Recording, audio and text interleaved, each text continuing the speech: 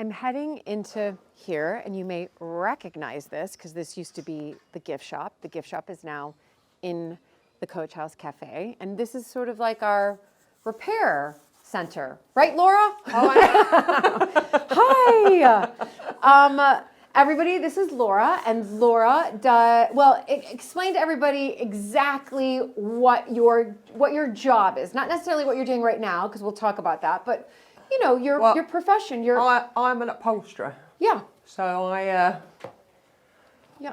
mend and repair and cover bits of furniture. Right. Exactly. And so you've been doing this at Mapperton for a while, right? Yes. Yeah. Quite a few years now, actually. Yeah. Exactly. So I know that we have a chair, which we'll have to film that another time, because that chair, as you know, is kind of.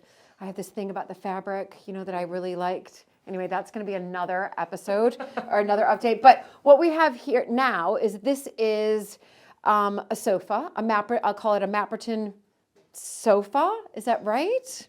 I mean, it looks very elegant and grand for a sofa. It is. But it is a sofa. So what's happening here?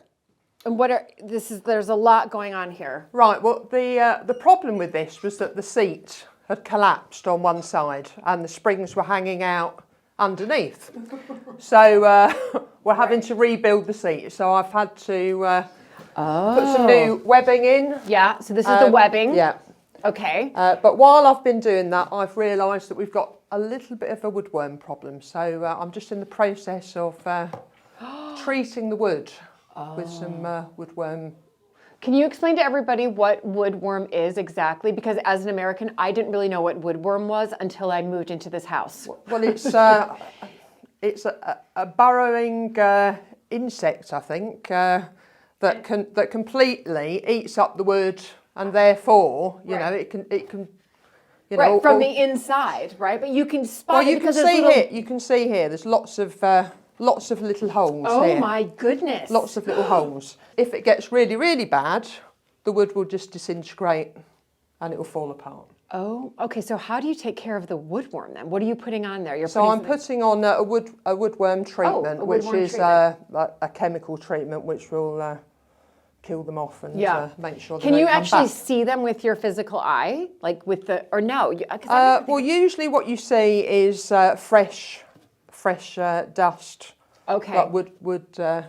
Right. Okay. And that's how you know. But those are a lot of woodworm holes right there. Yes. Wow. Yeah. Okay. And the thing about them is that they can go into the house and into the woodwork in the house. That's the importance of. It's kind of like lice. Yes. You know how lice can go from one head to the next. Yeah. It's the same with woodworm. They can go from like one sofa to the next painting to exactly. To your chest of drawers. Same everywhere. thing. Nuisance. Yeah. Okay, so are you putting on new springs here as well, or are these using? I've replaced a couple of springs because they were broken. I think we're just going to use. We decided we're just going to use what we've got because they're pretty much not too bad really. Okay, and then what goes on top of here? Just some cushions, right? Well, all of the springs need to be tied in, which was the problem with the last one, that there's a traditional way of tying them in with something called lay cord. And unfortunately, this stuff here. Oh, yeah. Right, so usually the springs would be tied in with this stuff. Okay. And that would be attached to the frame. Okay. So then they're firmly in place, and then on top, you create this kind of layered. This is the old one that's got layers of horsehair, hessian, all sewn in horsehair. Horsehair. Okay. Okay. All right. How old is this sofa? Pretty old. Okay. So how long is this going to take you? A while. Quite a while. Yeah. But this is long, I hope, because we've got another one. Oh, okay. I guess it's all happening right now. Look at. We've got. This is the chair. Armchair. Oh, which okay. I just lugged from the sitting room. Oh dear. Okay, it's got some. Oh my goodness.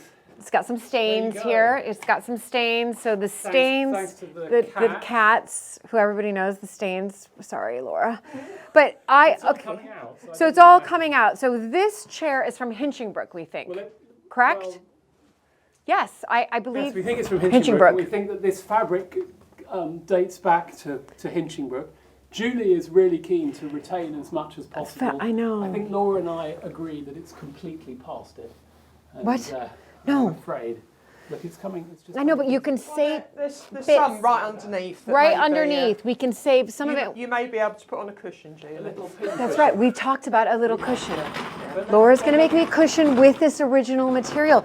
Do we think the H and the S is Hinchingbrook sandwich, or is I'm just making that up? Okay, it's nonsense. What do you But think? that, Laura, No. is horsehair, isn't it? Yes. Yeah. No. What? No. Yeah. Oh my gosh. So this is a couple hundred years old. Yeah, definitely. Why did people just curious, why did they use horsehair? Because they didn't have any of the. Well, actually, it's surprising what people use to stuff their sofas and chairs. I mean, I found tights and hay, grass. Yeah, we all sorts of things. Yeah. All sorts of things. What's happened to that horsehair mattress that we had in the house? There was one in the West room. What's happened to that mattress? Should we see No, that? but where is it? Is it in the North Stable block? It's in the West Room still. Are you sure? All right, yes, so we do have a horsehair mattress. I don't want to sleep on that. Okay. So what's the verdict on this? It all needs coming out, doesn't it? The springs need resetting, complete reupholstery. Oh God, it's Nesta. I better go. Okay. I'm hoping that we can just replace the webbing here, which will push this all forward. I mean, I'm probably going to have to do some remedial work with the hair, obviously, you know, because we've. The problem is that all of this is all Right. gone. So what I'm going to have to do is take the springs out, put some more hessian on there, springs back, webbing, and hopefully that will push everything back into place. Okay, and then we're going to make a cushion. Yeah. See? Someone one day is going to thank me for saving, and you for saving bits of this material to make a cushion, because it does date back to Hinchingbrook, I know. Yeah. Right, so he's just brought this over, so I guess we're going to keep this in here. Yeah. It's not like anything's going to, it's been peed on, so don't think anything else worse can happen to it. No, but this is beautiful. It is, yeah. It's very beautiful. Yeah. Well, brilliant. Yeah, and actually it's cleaned up quite nicely. Did you already do all this? No, but I've, just cleaned it up and, It's beautiful. titivated. I got some more titivating. Okay. I love it. Well, now you have this That's nice not an workspace. American term, is it? No, it's not. Titillating is not an American term. It's there's so many words that I'm always like, what does that mean? Is that English? And they're like, yes, it is. It's in the Oxford Dictionary. And don't you like this workspace? I think it's great. It's great, Well, isn't it made more sense than trekking it all down to Bedminster to my workshop. Exactly, and it's to nice have and it you've here. got... It's a lovely environment. Yeah. It's nice for me to get out of my house for a bit. Yeah, where I have been for the last year. Yeah, so. right, exactly. It's like back to normalcy a little bit, so which is brilliant. Okay, great. Well, thank you, Laura. I'm gonna leave you to it. And thank you for explaining that not only to me, but to everybody who is watching this, because a lot of the people who will be watching this will be Americans and would have had a lot of questions, especially about what are woodworms. And now we know. Yeah. Now we know. Like lice. They're like lice.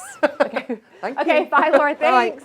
Sometimes at Mapperton, I wake up and the sun is streaming through the window and the day looks gloriously blue, and you get up and you've got a tremendous spring in your step because you're looking forward to all the exciting things that are happening.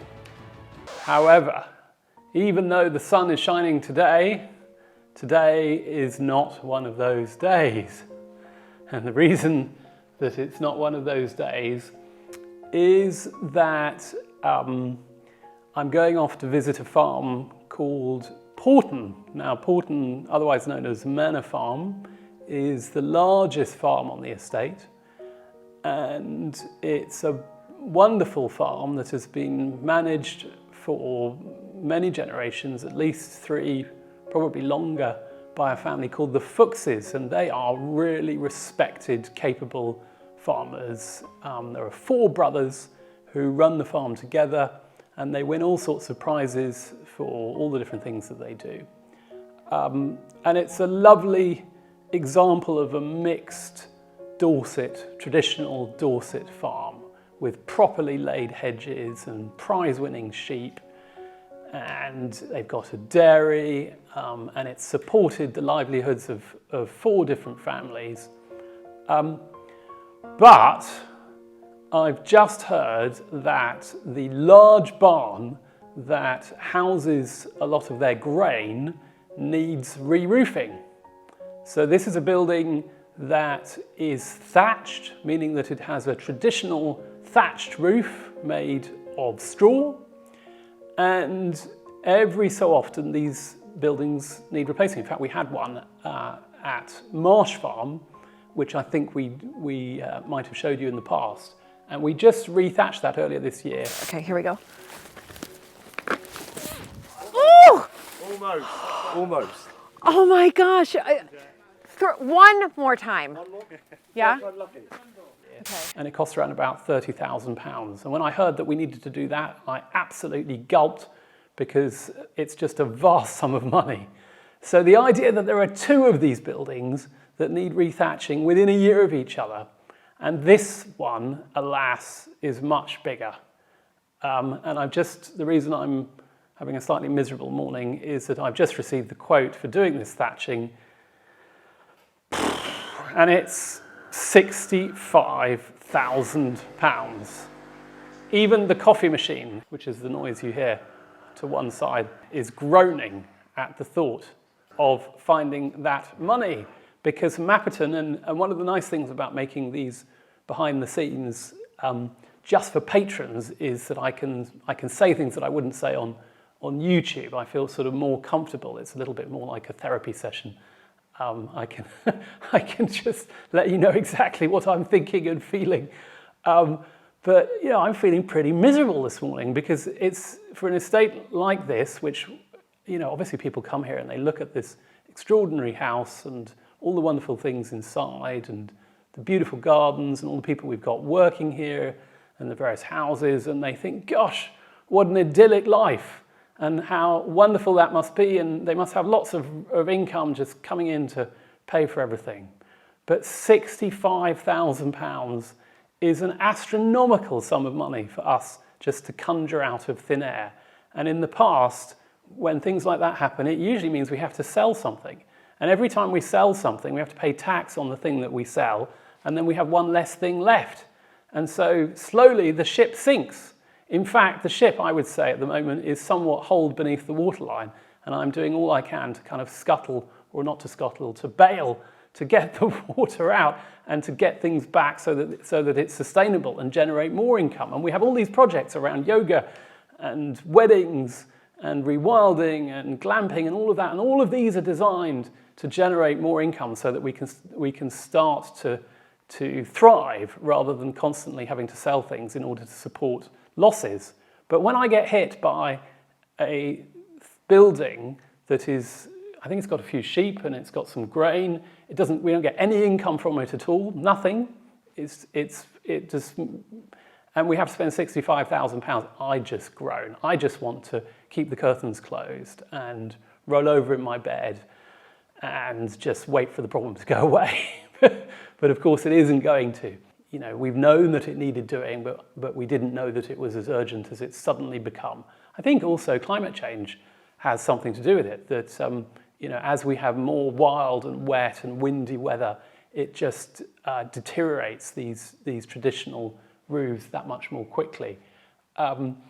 So yes, that has been a bit of a blow, to say the least. Just too much to do, not least going to go and visit this wretched barn. Actually, I'm sure it's a wonderful barn and it's an important barn. It's a listed building, but it's a barn that's going to cost us £65,000 from somewhere. Anyway, I think with all of that, we will probably go off and have a look, and we'll pick up when we're out there, and hopefully I'll be able to find Raymond to take me along and show me what he thinks. Raymond, here we are at a manor farm. Yep. And we've come to see a roof. Yeah, a thatch roof. A thatch roof, except it looks a bit more like moss than thatch at the moment, doesn't it? Yeah, this is the sort of sunny side. So This is the sunny side. this is sunny side, where the moss is normally on the sunny side. Yeah, look at that. It's not in great shape, is it? No, but this side is better than the other side. Is it? Oh, good grief. Yeah. You're going to show me a worse side, are you? Yeah, the worst side. Right, let's go have a look. If we have a look inside a moment, It's a lovely barn, isn't it? beautiful barn. Yeah. Look at the ties on the outside, these things that Yeah. hold it together, stop the walls from falling out. And look at this. Raymond, what date do you think the barn is? I don't know, must be 16 something, wouldn't it? Yeah, I mean, it's, 300 years Yeah. plus. But look at this beautiful blacksmith-made latch.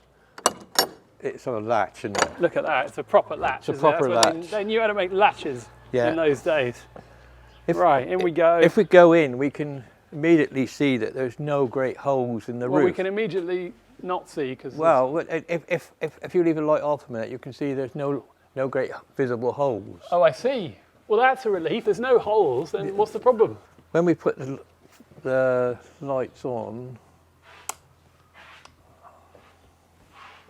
you can see the damp patches, mostly over that side. Have been repaired before. There's some new timbers in there, like they're squared up timbers, whereas these are just timbers straight out of the wood. So, Raymond, what I like about this barn, now that we've put the light on and we can see, is that even though it's from the 1700s, Yeah, or possibly even earlier, yeah. it's still being used. Oh, This yeah. is still This is a used fully functional daily. This is used daily because they pick up the corn from there, take it up to the top. So this is their own corn Yeah.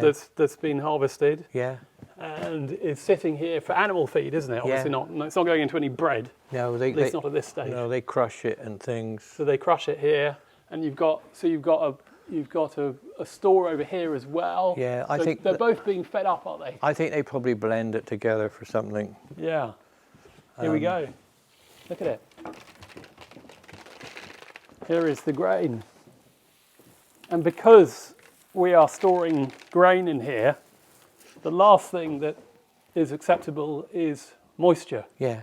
which is why the roof shouldn't be leaking. No. But the roof is thatch.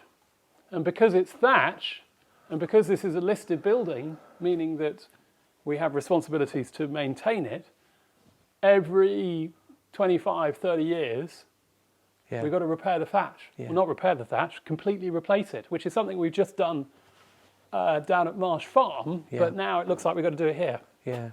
Look, this is just ready for a nice loaf of bread, isn't it? It is, isn't it? Do you think we could just take a little bit and Wow. grind it? Look, you can see the flour. Yeah. This has been ground, hasn't it, a bit?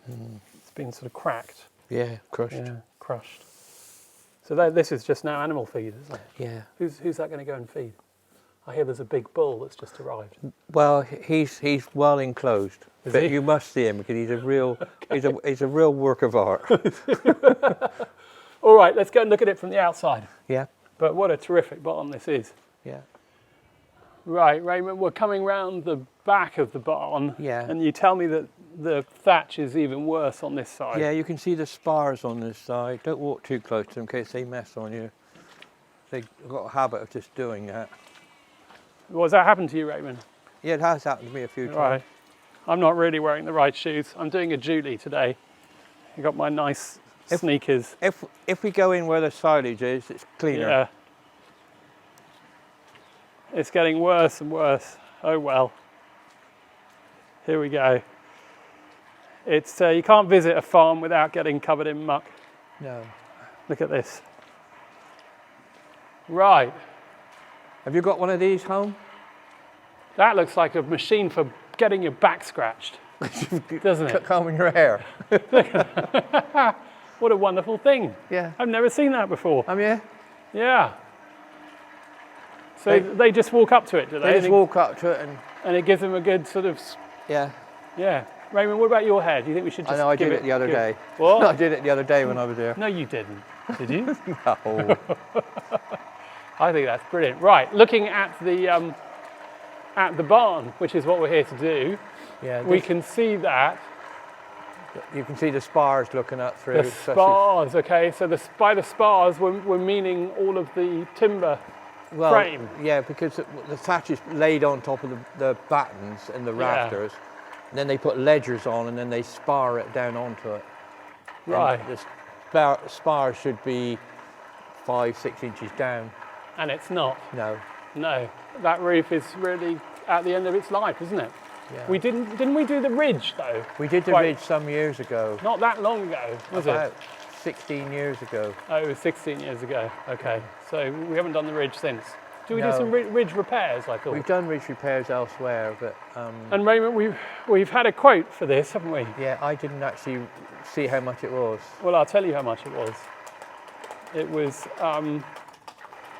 I think the total, including the scaffold, is something like £65,000. The scaffold was 3,000, so that's all the jobs I mean, together. it's all the jobs together. Yeah. Yeah. There's That's my 3,000, calculation. 2,000, 5,000 for the scaffold in total. Yeah. So Which is why we need to find a magic money tree. yeah, we certainly Yeah. do. And we haven't got one of those, have we? No. No. Oh look, there's a cow coming in for a head scratch. Look at that. They're quite hard, those Yeah. bristles. How wonderful. That's a rather nice thing. I think there should be a human version of that we all There probably have in our bedrooms. Probably is, but you've probably got to pay a subscription for it. So. That's true. Everything's a subscription these days. Do you think we can get a new roof on subscription maybe? I don't know. We can try. It's probably a way to do that. In the churchyard, we don't know what happens in the churchyard. We don't know if people are buried here. We suspect they're not because it's all built on rock, very, very hard to dig through. The only person we know is buried is Mrs. Labouchere, surrounded by snowdrops, who bought the house in 1919 and lived here till she died in 1956. And she keeps coming up. You can see that it's not very stable, her tombstone. No, as far as we know, there may be other people buried here, but we certainly don't know. And we don't know why the ground here is so much higher than the passage there, different from there. It's all a muddle. But it's a rather wonderful historical muddle of different periods, different styles, different people, and different histories. So we'll go into the porch and then into the church. In the porch, you'll see up there's the little memorial that Richard Brodship put up after he had remodelled the church in country house style. So that's his. Then this doorway, I think, is probably 19th century. There was a lot of remodelling of the church in 1846, and I suspect that is then. All this mess is house martins, and they nest up there. You can see their nests up there. There are 4 or 5 of them, and they swoop in and out. And if we have a service in the summer, and it's hot, we have the door open, and in come the house martins. So come on into the church. Welcome to Mapperton Church, the church, All Saints Mapperton, the parish church, the centre of the village for some 800 years. Wonderful All Saints Mapperton. And I'm really pleased to be showing it to you because I love it and I love its atmosphere, and I feel it's been such a really important part both of our family and of the parishioners of Mapperton over 800 years. We have, of course, baptised children here, married a few off, and had the funeral services for our parents and others and other relations. So also in the 35 years we've been here, it's been a central part of our living here. All Saints Mapperton has never been the chapel, quotes unquotes, of the house. It's always been the parish church of the village. And of course, the village is no longer, as it sort of fell in the plague in 1666, but the church has remained the parish church of the people and the farms who live around here. And indeed we have a prayer that we say which mentions all the adjacent farms, so that we're reminding ourselves of the people who live in this area. As far as the church itself is concerned, the first reference to it is in the late 13th century. And the first reference, of course, to the village is in the Domesday Book.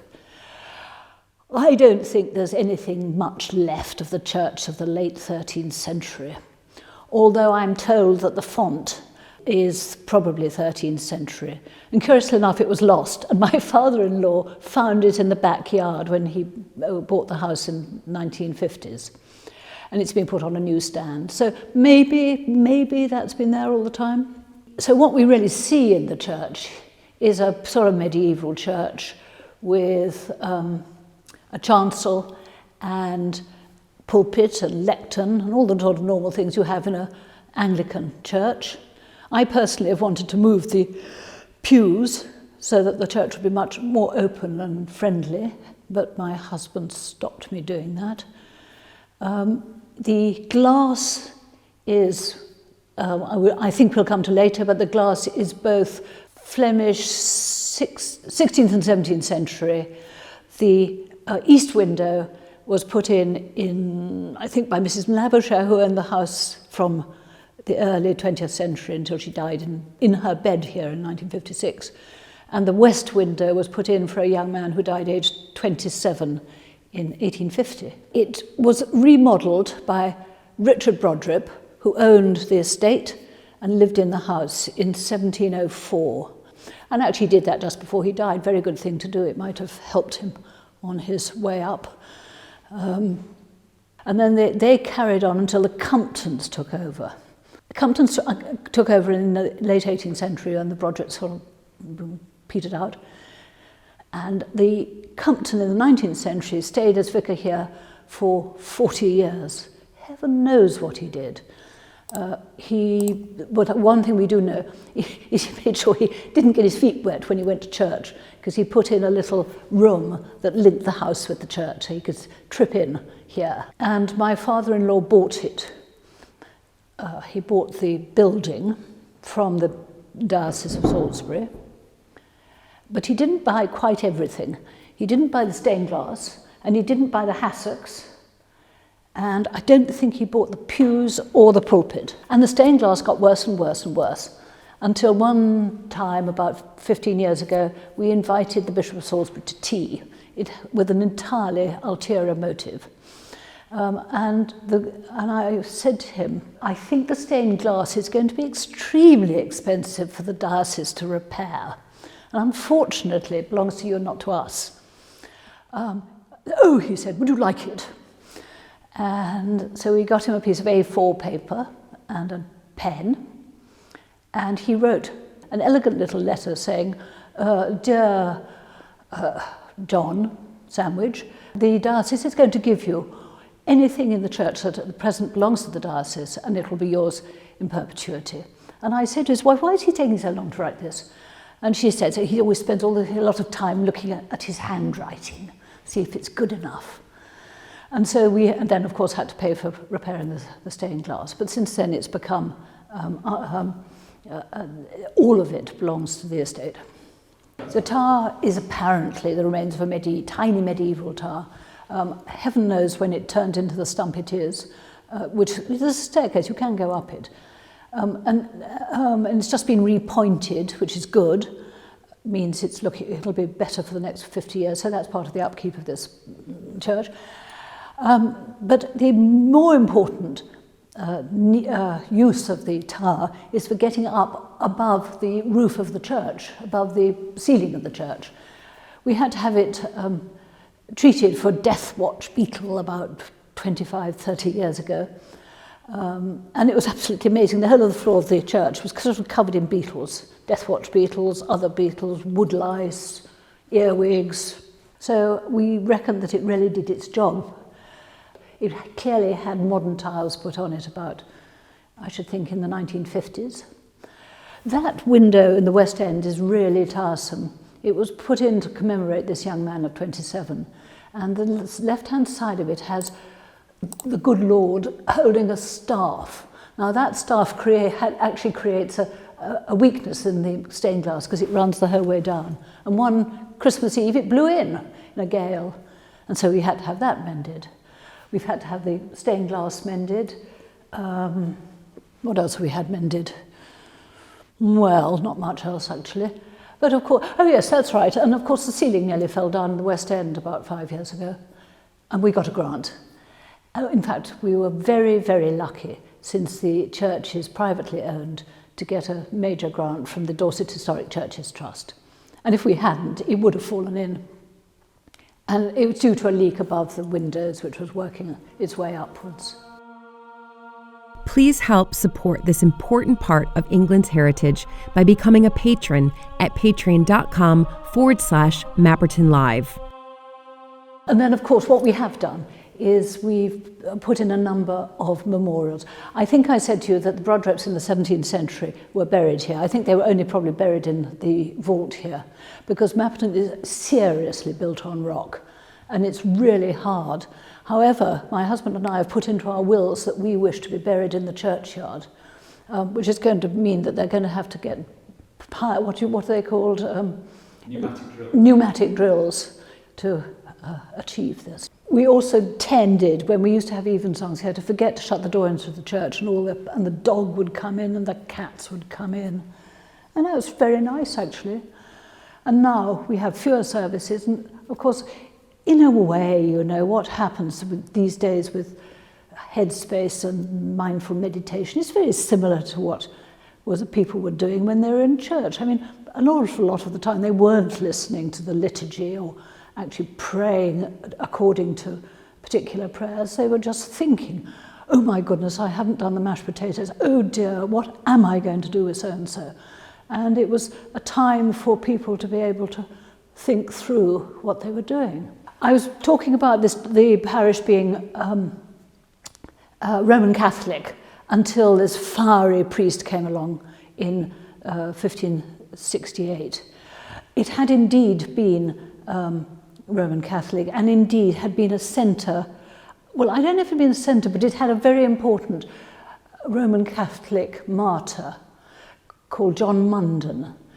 There are a number of martyrs in Dorset who, of the old faith, they were called recusant priests. He was a recusant priest. He came back to preach and to spread the gospel in the Roman Catholic form. And he lived at a local farm called Coatley, which is just up the hill. A famous man. And he was caught, of course, and he was taken to London and he was burnt along with the others. And there's a very fine memorial in Dorchester, were you to go there, by Elizabeth Frink to the Dorset martyrs, of which John Munden was one. In Dorset it was particularly difficult, I think, because as far as I understand it, some families were Roman Catholic, some were Protestant after the Reformation. But it was very local, in the same way that during the Civil War, it was very local who were for the king and who were for Cromwell. But what is interesting, we used to go to a drinks party just before Christmas. This is not irrelevant. Just before Christmas in one of the great houses of Dorset, which is called Wolferton, near Dorchester. And it was owned by a man who is Protestant and his wife, who is one of the old Roman Catholic families of Dorset, from the Roman Catholic families of Dorset. And I met a man there who said, well, you know, as a matter of fact, until after the First World War, Roman Catholic families and Protestant families never danced together. And it was only the effect of losing so many of the young men in the First War that it brought together the two strands of Christianity in this area. Life must have been really appalling here, really awful. But there was great turmoil in the Reformation. I would think that you'll be talking about this when you're talking about the house, but the Morgan family were very split, and one of the Morgans killed his brother-in-law in a quarrel after dinner, which was probably about religion, and then he was hung. And I think that the Brodrips, by the time the Brodrips came, they were Protestant, because they were always, as far as I could see, local county gentry, doing sort of local worthy things, and they couldn't have been doing that if they were still Roman Catholic. And then in the 19th century, this had obviously evaporated.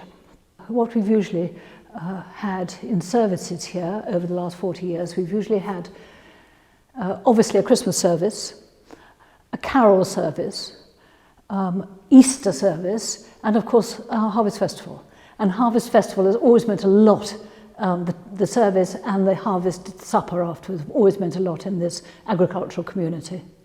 And we've decorated the church, and we've brought in all the inevitable pumpkins and marrows and apples and stuff. Then we used to have evensong once a month in the summer, and people really used to like coming to it. But of course things have changed. The people who used to come have left the village, and there are fewer people, and we don't know them so well, and many fewer people go to church. So we've really stopped having evensong, and we try to have the odd service once a year. We've also used the church for baptisms in the family, have been great here. Jemima was married here, Luke and Julie were married here. Then other parishioners have been married here, which has kept it going as a local church with a local community. One of the ways we've used the church has been to have concerts here. We haven't had that many, and it sort of started in a rather ad hoc way when somebody came to stay and their partner was a professional musician, and so we had a small concert. And then we got to know one or two sort of well-known musicians. And I reckoned, and I realised that they have a really quite arduous lifestyle. They're always on tour, they're going around the world, they hardly have any kind of quotes-unquote home life and weekends off. So I thought that if we invited them here, they did a concert, but they spent the weekend with us and we cooked and they had time off. It might be rather nice for them. And this worked extremely well with a cellist called Stephen Islis, who played all his the Bach cello suites here in 2 concerts, and has played probably 4 or 5 times here. And he and his wife and son would come and stay. His son was very young when they first came and thought he owned the place. It was absolutely sweet. He used to tell us what to do. Little Gabriel. And so we had a cello with Stephen. And then for some reason we knew Mark Padmore. And he used to come and he sang Schubert, he sang Winterreise, Schöne Müllerin, he sang the Beethoven and die ferne Geliebte, various concerts. The year before we had a very nice group organised by a violinist called Kathy Gowers, where we had Matthew Hunt as a cellist playing the Brahms quintet and some other music. The thing is that as soon as the audience comes into the church, the acoustics soften. And you can see these guys who are playing at that end. We take down the altar rail and take out the altar and they play up there. Well, we're now going into the west end of the church. And there are a number of things that really matter in this. Actually, there are things that matter everywhere in the church, but there are some things that matter in this area. One of them is that beneath that slab of stone is the second vault, and it's the vault to the Poles, who lived in the old rectory, and the Foxes. And the Foxes were also rectors, and they all lived for 40 years as rectors and things. And we've never been into that one, I don't think. Then there's the font, which I mentioned before, which is 13th century at the top, and the bottom is modern. Very well. A very good modern bottom, organised by my father-in-law. The picture at the end there is probably Venetian 15th century, very, very charming. The 2 little memorials here are to either great-uncles or cousins of my husband John's in the Peacock family. For years we had these stacked in the basement of our house in London, doing nothing, and then John had the bright idea of putting them up. One died in Salonika and the other at Ypres. And they look quite good. We've put quite a number of memorials into this church, which I'll show you as we go through. Equally here is what's called the champa tree, and this is made of copper, sent and given to us from Pune, by our friend Zara Tayabji, who's a designer. The point about this tree is that the copper beaters of Pune were out of work and living in sort of water tunnels, and Zara got them working again. Now, she says proudly, and they've got shirts on their back, and their children go to school. And this, I think, was a thank you to us for having imported some of their work and sold it in the shop at Mapperton for years on end. So it's really important. It's extremely sharp. Don't go near it. Now, I suppose I ought to ring this horrible bell, which in my view makes an awful sound.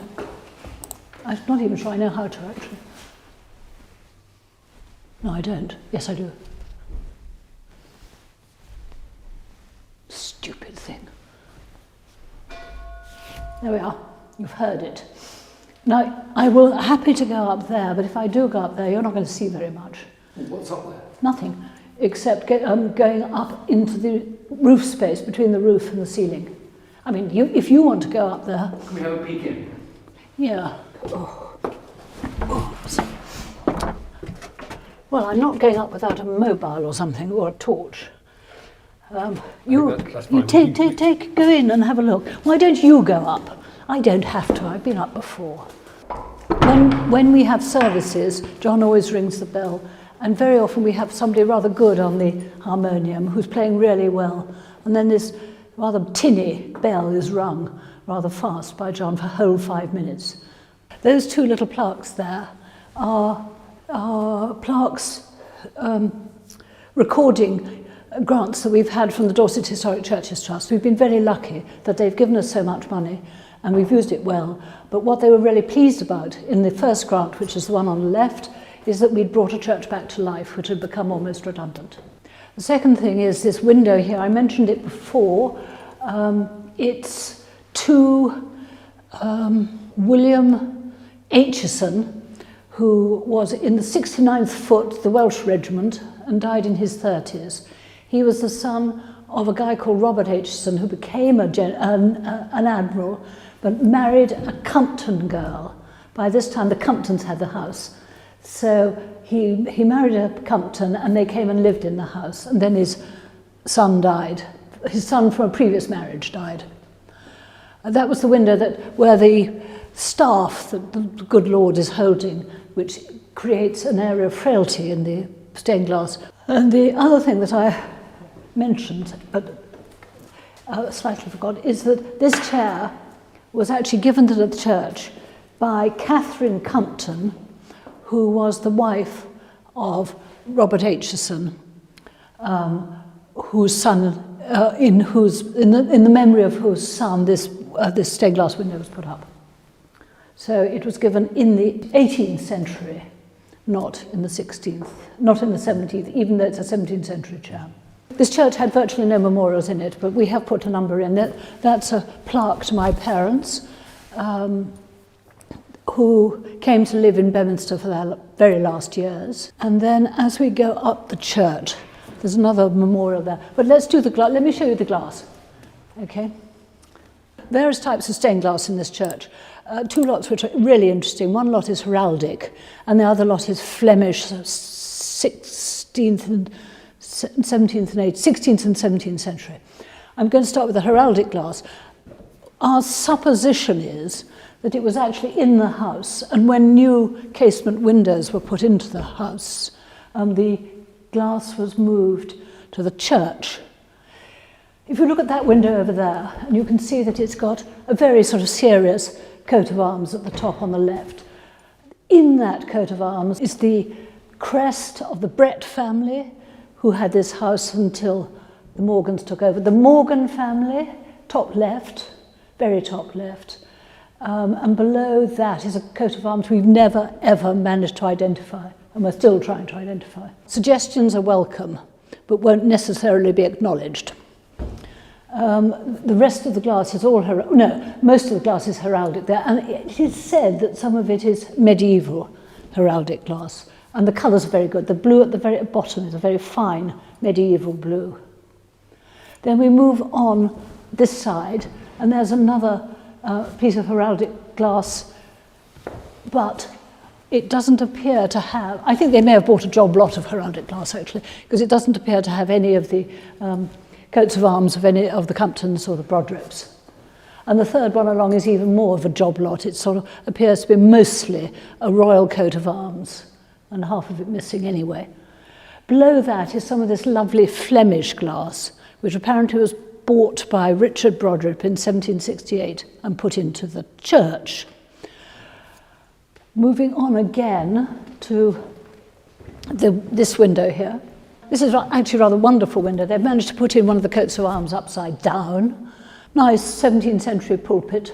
You can imagine that fiery Protestant priest denouncing the villagers from it, giving them 40-minute sermons, hour-long sermons, them all falling asleep. And then I'm going to go across here and look at the rest of the glass, and then we can go up to the chancel. Well, and on the south side, again, there are these fantastic windows. The one at the back that I'm pointing you to now has got a coat of arms on the top left, which is actually a Morgan coat of arms. It's fully Morgan and Brett. On the right-hand side is the Brett crest of the two griffins, or are they lions? I can never remember. John will tell you. And on the left-hand side, of the upper top left, is Robert Morgan's coat of arms, and below that again is this coat of arms we've never identified. And on the right-hand side again is Robert Morgan's coat of arms and somebody else, who knows. But below that is this beautiful, beautiful Flemish glass, elegant Renaissance Flemish glass. And if you go to this central window here, there's some interesting glass. There's St. Agnes with her sheep, and on the right a rather pretty 16th century French girl. It must have been quite fun for the Brodripps when they were sitting here seeing all this, except they would probably have been in the very high pews and not seen anything out much. Then again it's heraldic glass. So we move to the far one here. We have again heraldic glass at the top, which we haven't identified, don't know who it is, quite pretty. I think again it was part of this job lot that they bought. And then the white rose of York and the red rose of Lancaster. So what they were doing there, except I suspect they were just part of the stuff they bought. He bought, Richard Brodripp bought. There's a memorial there to a very dear cousin of ours called William Drogo Montague, and his son put in this lovely motto, sentence, "A faithful friend is a strong defence." Very nice. He had quite a difficult life growing up before the war and during the war, and never quite part of any family.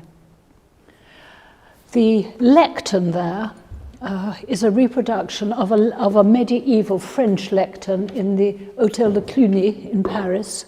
This, of course, we didn't know until a garden visitor told us about it. Terribly exciting. We learn a lot from garden visitors. And so if, in fact, we're going to be having this film, we're hoping that we'll learn a lot more. Perhaps we get all the heraldry identified. That would be great. The bas-relief of the Virgin and Child there is thought to be by or after Desiderio da Settignano, 16th century bas-relief. Bas-relief means it's a shallow relief. In other words, it's not flat. It sticks out a bit. Rather like Della Robbia, actually. Not as good as Della Robbia either. And a little bit mouldy, really. Needs the heating on in the church more. Please help support this important part of England's heritage by becoming a patron at patreon.com/Mapperton Live. I was going to walk up into the chancel, forgetting to tell you two wonderful stories about the harmonium, which I have to say is not the world's greatest harmonium. But we had to supper once a woman called Margaret Phillips, who is a nationally known organist. And I said, we've got this harmonium in the church. She's rather small and she had very high heels on. I said, I bet you can't play Vida's Toccata on that. And so she did, and the whole church echoed with her playing Vida's Toccata and these enormously high-heeled shoes, pedaling hard. Good modern harmoniums are electric. This is an old harmonium and you pedal furiously to keep the air going through it to create the sound when you press the keys. And if you stop pedaling, it stops. So Margaret Phillips was pedaling hard with her stilettos. Then later on, and probably a few years later, we used to know John Taverner, and he came to tea, and he was a friend of Stephen Islis's, and we all used to play together, really. And John walked into the church, and I thought I'd tease him. And I said, John, you know, Margaret Phillips plays Vidor's toccata on that harmonium. And he stood up to his 7 foot. He was about 7 foot high, poor John. And he came in and he started playing Vidor's toccata, of course. Then he decided he rather liked it, so he went on playing his own music for about half an hour, even an hour. And all the garden visitors just came in and they just sat at the back of the church, just listening to this guy playing the harmonium. Because when somebody's playing, you can hear it outside, so it just draws people in like a magnet. Will you show it to us? Well, what shall I do? Middle C? On the Vox Humana, do you think? Or on the, it sounds like the bass googler, but it can't mean that. The bass coupler, I don't know. Or, why don't I pull all of them out, or most of them?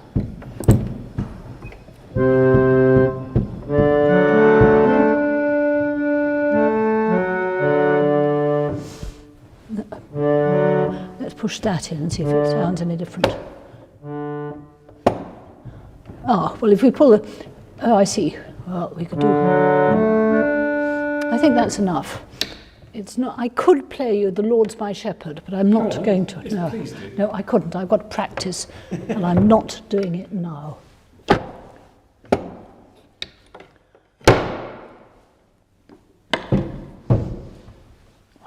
Okay, into the chancel. We're going to go and come and look at the best tomb in the church, which is by Peter Schumacher, put in by Hester Wake, his second wife, and who was a daughter of the Archbishop of Canterbury, William Wake. And she put it in for her husband, who's a central figure there, her son, who is up in the obelisk, in the pyramid, and for her daughter, who is on the left. They are supposed to be drawings, images of her husband and children. Although it could be that George at the top was the son of Richard Broderick's first marriage, not of Hester's.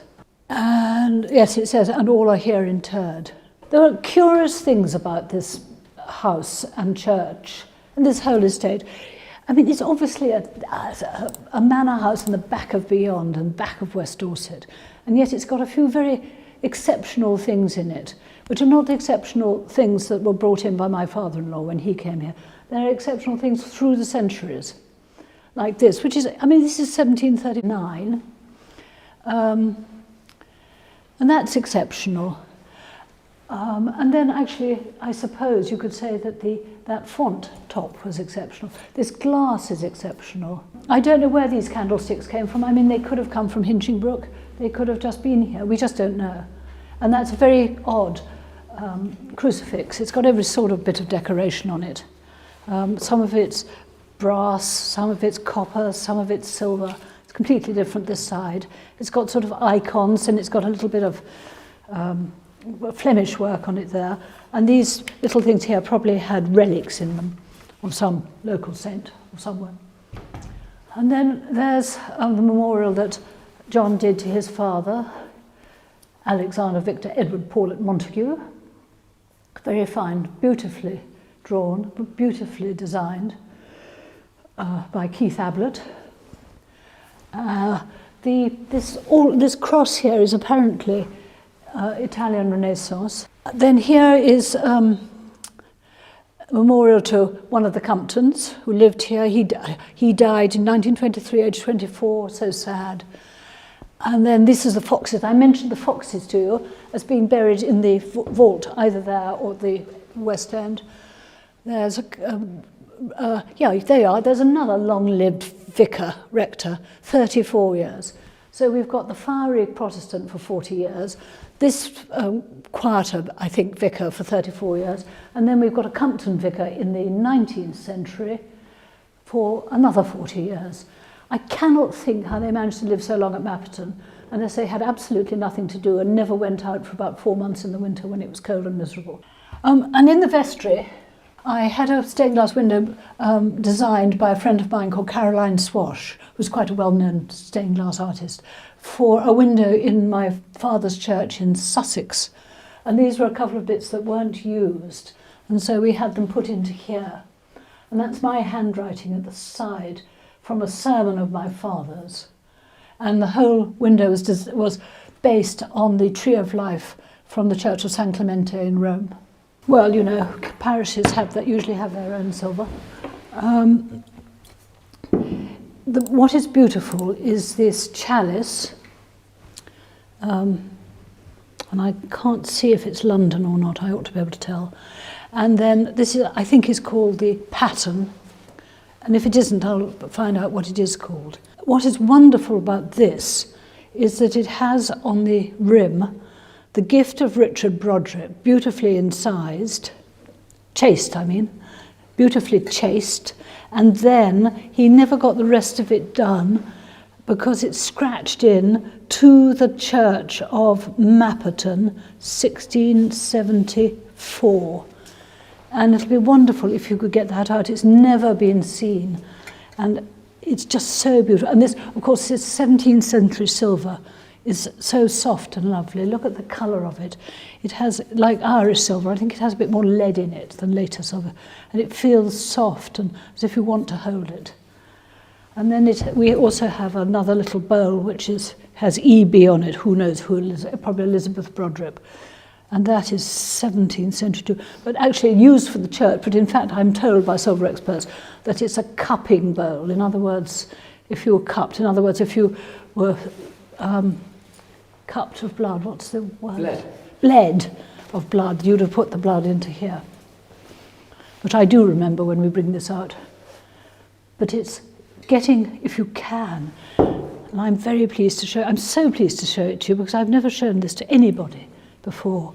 If you can get this unchased inscription, it would be great. And I think you will then have had the most unique tour of this church that anybody's ever had.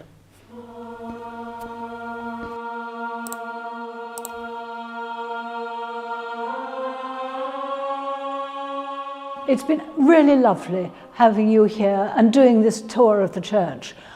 I don't think I've ever enjoyed a church tour more, nor do I think I've ever put more information into a church tour than I have into this one. And I hope you aren't all feeling kind of OD'd with in detail about this church and its fabric and its history and its windows and everything. So thank you very much indeed, and please come and feel it for yourself and sit in it and enjoy it. Right, I'm here with James in the dining room where we have a chimney that I don't think has been swept for 20 years because it's not used as a fireplace, but this year we want to. So James is here, and James, you've discovered that there is something blocking it. Yeah, we have a damper in the what's a damper? Flue. Well, you could slow the fire with it. So you could, while you're having a fire, you can put it across and it gives you less chimney and therefore it slows the fire down a bit. Hence the name, dampening the fire. And also when you're not in use, you can close it completely and you don't have a draft in the room and nothing can come down the chimney and come into the room. Okay. But it's been there in place for a long time. It's been closed for a long time, which means that there may be all kinds of accumulated stuff above it. We're going to try and move it. So we're going to open it. That it's not absolutely solid, which it seems to be. This could be what we call a damp squib, i.e. there'll be nothing. A damper squib. But at the same time, it could be full of birds' nests. What else? Yeah. What kind of stuff have you found down chimneys? Yeah, everything. Treasures. Father Christmas. Father Christmas's boot. Yeah. Oh, okay. It's on the move. It's on the move. We've got this piece of fabric to catch everything. Yeah. But it's not going. Well, it is now. Okay. I can sort of hear something rattling.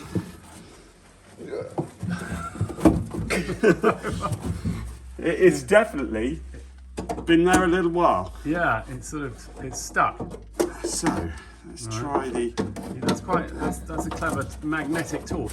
Yeah. Hopefully, In theory. it means I don't need. Do you want to hold it? It's all right. That's perfect. Okay. I'll hold the hood here. It could Okay. be that I have to go and get a lever bar. I think I will. So we might have to come back for. Okay, we'll have a part 2. Right. So James is back with a crowbar. Some lever, a lever, just to try to see if we can. There was a time, James, when my parents were opening up the kitchen and they did the same thing with an enormous flue there. Yes. And they were buried in centuries of Jackdaws. bird nests and bird wallow and various things. Oh, So we are moving. we are moving and so far not much coming out, which would be a great relief, by the way. It will be. Yes. And then once we've done this, James will be able to sweep the chimney, and then we can use this rather lovely fireplace, which is a Tudor fireplace for the first time In how many years? decades. Well, I think years and years. Fantastic. Could be 20, 30 years. Oh, something's going into your eye. Well, let's stick a Right. piece of stone. So at least Is it open now? it's halfway across, and there is a Halfway little bit of, as you would imagine, there's a bit of build up on the Can we have a quick look out plate. You can with the think? torch? If you do the Yeah, torch. yeah. So you can see the plate is halfway across. Let's go up there. Right. Yeah. Okay. So there could be more on the other side. And what I'm going to do, I'm just going to put my. Well, that's good because my head's right next to it. Yeah. Put it on top. Yeah. So we've got years of cobwebs, and Yeah. that is actually cobweb. Look, so you it? can just see that it looks more dense Congealed than cobweb. cobweb, but that's all it is. Cobwebs and dust. Yeah.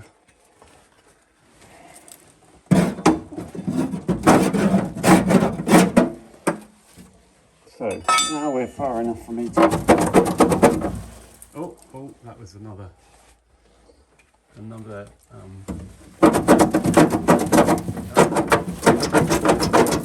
Oh, it's really coming down now. Yeah. But again, not too bad. Not too bad at all. A lot of what we would expect, and not much more. Yeah. So Good, but Well, not the sort of stuff we want there when lighting the fire for no, the first time. no. So it definitely needs a sweep. Yeah, we're just gonna clear the last bit, Oh, I can hear. which is can just hear a it few coming. sticks. So Yeah. we So we we've may got- have jackdaws. Out the top. We may have jackdaws nesting because this is Looks fresh. the Ish. kind of thing that they stick down the chimney to block it so that they can nest in it. And do they nest simply because it's a good shape, or because they like the warmth? They nest for a variety of reasons. I think they're peculiar in the way that they're the only bird that can get out of the chimney Right. once they've gone in. Yeah. So any other bird we find dies. We have to remove it from the Right. chimney, whereas the jackdaw It's clever can enough because they're get smart, aren't fly back out. It must be Right. to do with the shape they? of their So wings. the nest is quite far down the chimney. Yeah, about That's it. 8 feet in general. They want to be. They want to be out of the Yeah. way of predators, and they want to be out of the way of any rain or Right. anything. So a chimney is lovely because usually a chimney comes down and then comes slightly across. Which gives so them they a like to be little bit of a ledge. on that first bend, Yeah. so that they can stay out of the weather, Yeah. stay out of a predator. Yeah. And as I said, no other bird can fly in and out. So if Yeah. another bird comes to steal eggs or Yeah. the young, Yeah. it wouldn't be able to get back out again. Yeah. So that's why we have the jackdaw. And a lot of people say to the chimney sweep, I've got magpies, I've got pigeons, it's jackdaws. It's always jackdaws. How interesting. Yeah. The things Yeah. that we learn at Mapperton. So next step will be sweeping the chimney. Yes. Right, I'm back with James in the dining room, and James has spent the last hour plus dealing with the chimney here, which is going to be fantastic because we can then light a fire in this room for the first time in decades. But I've just panned the camera and oh my goodness, that is a lot of bird's nest. It actually isn't a lot of bird's nest. So what it tells me is the chimney, they've got it stuck. They've got a nest in there quite quickly because sometimes they can fill from the bottom to the top, Right. where you can have 4 times that amount of sticks. Wow. But what we can see is this natural composting here at the top means that it's been in there quite a while. They use this smaller stuff at the top for bedding. We can also see that we've got that is a jackdaw, Yeah. very, very old. Right. And that is a jackdaw very, very new. Oh, right. So, using it this year, definitely. Right. And yeah, we've taken them out. So hopefully now we'll put a guard on the chimney to stop them from getting in. Which is what we need to do. And you can light the fire. And we can light the fire. But had we lit the fire with all of that up there, Yes. it wouldn't have been a good result. would No, it? because not only would it have set alight, but then also once it had been burning long enough to lose its stability, it would have dropped in the chimney. Yeah. And so not come down the not chimney. Very good. So Not a good reason to have your chimney swept regularly. And if you're ever thinking about opening up an old fireplace, make sure you have a sweep come and just check it out, even if you think it hasn't been used. Yeah. Gosh, look at that. Amazing. Hayley, that looks rather complicated. Oh, I'm just connecting the gun so we can worm the ewes and lambs. We're worming the ewes and lambs. Yes. Do we know that they have worms, or do we just assume that they have worms? Yeah, a couple of them have got mucky bums, so Mucky bums. mucky bums. So Yeah. yeah, we are going to worm them for lungworm and roundworm. And Claire, after we've tagged and wormed, tell us what the plan is and how it's all definitely going to go to plan. It will go according to plan. So the ewes and the lambs are going to go onto some fresh grass, Yeah. which will also help to prevent any worm build-up. And then the 5 ewe lambs from last year are going to go into a separate field. Right. Because we want to keep them. We want to keep them, yeah. Because they can become mums. They will In become the mums next year. mums of the future. Yes. They'll actually become mums next year? No. The ewe lambs. The ewe lambs from last year will From become last mums year. next Right, year, so right. there are 5 Got of it. them. Well done, Claire.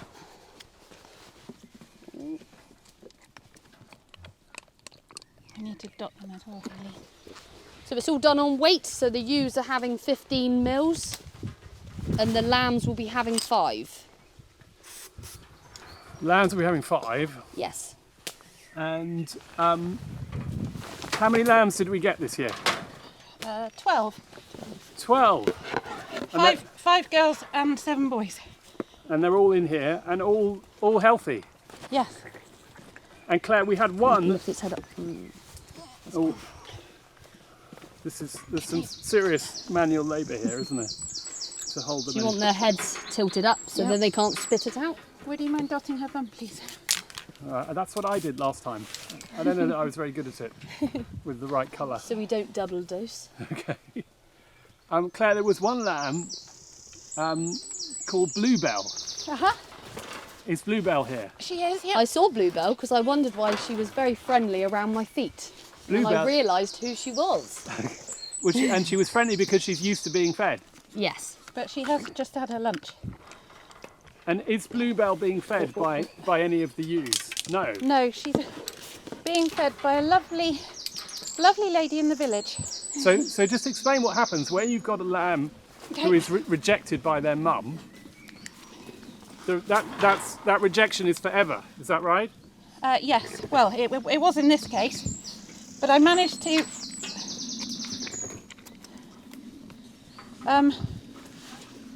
I held the ewe in a pen so that the lamb could get colostrum before she totally rejected her. So she had that first important dose of colostrum, but then she's been bottle fed ever since. She's been bottle fed ever since, starting off with Letty, who named her Bluebell because it was that time of year. and is Bluebell as healthy as the others, or is there a difference? Gosh, look at that. She's there. That is Bluebell. So, okay. She's got a little bit of a mucky bum because she's on the milk formula, but other than that, she's doing really well. Okay. And why does being, if this isn't too... So that's Bluebell. So that's Bluebell. and if sparing Bluebell's blushes, you said she's got a mucky bum because she's on formula. Yes. What's the link? I guess would it just be a bit richer, Hayley? Yes. It's a bit richer. Got it. So after you finish doing this, we've got to move the whole flock, is that right? Yes. And where are they going? So 5 are heading back up into the field up on the hill, and the ewes and their lambs are going. Have we done here yet? Up to the old rectory orchard. Up to the old rectory orchard, which means they've got to come out of here and head along this path. Up the drive. And then we've got to hope that they don't go off in all kinds of other directions. Yes. And how do we do that without a sheepdog? Well, the ewes have all been up there before, so hopefully, They'll know where they're going. fingers crossed, they'll know where they're going, and it will be plain sailing. So Famous last words. We're putting them all up there, Claire. All of the ewes and lambs, yes. They won't be up there Wow, for long, this could I know. be fun. Right, well, I shall let you get on with this bit. We are discussing a strategy plan for moving. We're going to take 5 of last year's lambs out, Claire, aren't we? We are. And we're going to put them... back up in that field above the garden. And those are going to be the ewes. They're next year's mums. Next year's mums. Yeah, and then the rest go... Over to the old rectory orchard. Just sometimes the lambs always don't do what you want them to, do they, Claire? Don't they? No. In the past we've had a bit of entertainment, but I'm fingers sure crossed it will go today smoothly. will go really smoothly. We hope. I So- just have that feeling. Trying to think of a bit of a plan. Maybe you could stand back in the orchard. Feels like I'm going to be at the back, and I don't know how much I'm going to be able to do to catch any wayward sheep. But I shall make noises if necessary. Yes. Hayley, what's your I'm feeling nervous. Are you feeling nervous? Yeah. Feeling a bit nervous about this. I mean, no one's going to get hurt, so that's the first thing. No. No, but we could be doing a lot of running, trying to capture the sheep. Running's all right. Yeah. Yeah, or it could go very smoothly. So let's be optimistic and hope that they're... Yeah, well, we just don't know, do we, until we get going? No, we just got to keep them all... Anything can happen. We have to keep them all together, and preferably we don't want anybody surprising them. And anywhere. is it better to do this in a really sort of calm, slow manner, or do we want to be shouting and screaming? No, we need to be slow and calm and just Slow keep them and calm. together and Okay. give them a chance to have a look ahead. Because when you lose one, they all tend to follow. Right. Well, we've lost Claire now. Oh no. There she is. Moment of truth. She's coming. Right, they like Claire, so I'm thinking this is the plan. Claire, go ahead with the Right. bucket. Is your name Jake? Yep. Jake, go in the apple orchard. What's your name, sir? Cat. Cat, go in the...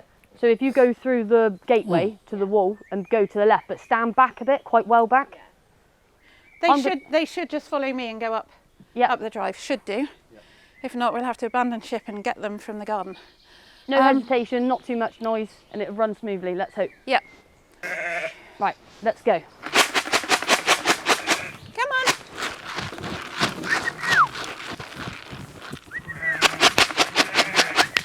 Come on. Oh no. Oh no. Come on. Come on. Come on. Hey, yeah. Come on, Ted. Hold on, Luke, 1 sec. Coming up behind. Come on then. You said there'd be a bit of running. Go on, guys. Come on.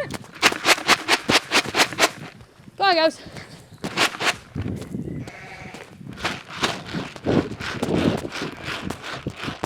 Go on, guys. Come on, this way. You right there, Luke? Yeah. Quick, guys. Hey, yeah. Come on then. Go on, guys.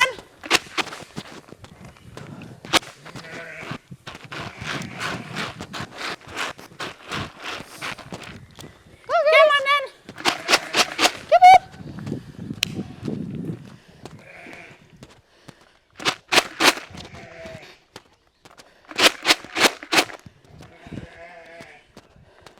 Come on.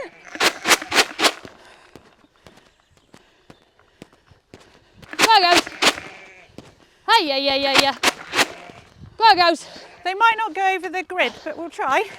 Hey, yeah. Come on. Go on, guys. Hey. Come on. Hey, yeah. Come on. Go on. Hey, Okay. yeah. Go Come on.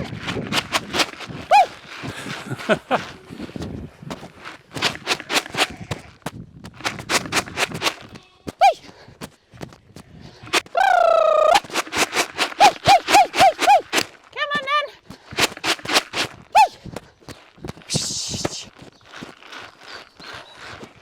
That must be a miracle.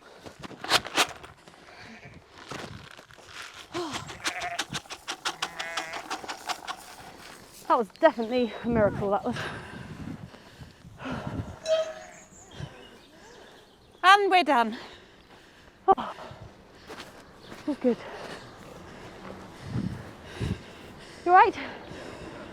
Oh, it's all good. So this is their new home for maybe a week, 2 weeks. 2 weeks, they got lots of luscious fresh grass. They have more than they had in the other paddock. Yeah, Yes, job done. well done. We didn't lose any. Thanks everyone. Thanks everybody. I can't believe Ted, the oldest, most experienced one, headed off in the wrong direction. Most sort of, older homes, if you like, historic homes, have these lovely walled gardens. And Mapperton's is actually on quite a smaller scale than other historic houses that I've been to, that's for sure. But you can see this lovely wall here and the pears that are growing around all across the wall. I mean, tons and tons of pears growing all the way across this wall. And here we have the raspberries. So, and I think every time I've come here, sorry everybody, I'm just, there we go, having difficulty opening this up. I think every time I've come here, since I can remember, this was always where the raspberries were. And they are ready. The wonderful thing about, raspberries is that they are plenty and they sort of just keep coming. So I'm just gonna pick some of them. I do hear a cat in the background. Anybody else hear a cat? Yeah, hear one of the cats. Mapperton is filled with cats. So I was gonna think making something from the raspberry jam, but I think I'm going to actually just wash these and eat these.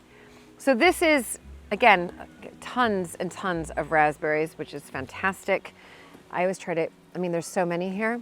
I think Stephen and Claire are eating some as well, as they should. I'll pop one in, and aren't they great? Listen, I'm not a big fruit eater. That's my other thing. So I just wanted to get a little bit, so I'm not gonna go all the way around. I also do hear everybody, does everybody hear that cat? You think so? We have, like I said, we have lots of cats here. So, oh, thanks. All right, we picked the raspberries. What else grows in the kitchen garden? Well, it just depends. Depends on what we decide. Tons of pears here. I saw some Cavolo Nero over there as well, and potatoes. We think potatoes, right, everybody? Artichokes. And artichokes. Oh my gosh. Good call. Yeah, it's the artichoke thistle. There it is. Might have to get some of those artichokes as well. Ooh, what's this? See, what is this? Spruce. No, gooseberries. Oh, gooseberries. I was like, I think. maybe I should get a couple of these. Sure. I've got slows, but we should know really. We should know. I don't think they're No, they're not slows, are they? Should I taste it, everybody? Anyway, sorry, we're just giving you a little behind the scenes. Okay, taste. Hold on. Oh my gosh, it's so good. I almost prefer these. They're gooseberries. Here, Claire, do you want to try one? Yeah, it's good. They're actually really good. These are actually, I almost prefer these to the raspberries. What do you think, Claire? Yeah, see, they're nice. Yeah, those are nice. Anyway, everybody, I'm just gonna continue to pick, I think. Lola probably wants some of these raspberries. So this is the kitchen garden. Again, raspberries, gooseberries, artichokes, pears, cavolo nero over there, potatoes, and there are lots of herbs. You guys say herbs, I'll say herbs, scattered around. Comment down below, but you know what I would really love? I'm just gonna actually eat these and give some to Luke and to Claire, but if you have a really good recipe that uses raspberries, can you put it down below and in the comments and just let us know if like you have a recipe that you've been making forever with fresh raspberries, because I would actually like to try that. And in fact, what we might do, if we get some good ones, is Luke and I can pick one or two to make using the raspberries and film it for another Mapperton Live Extra. So comment down below, send us your recipes. All right, bye everybody. I'm gonna continue to pick.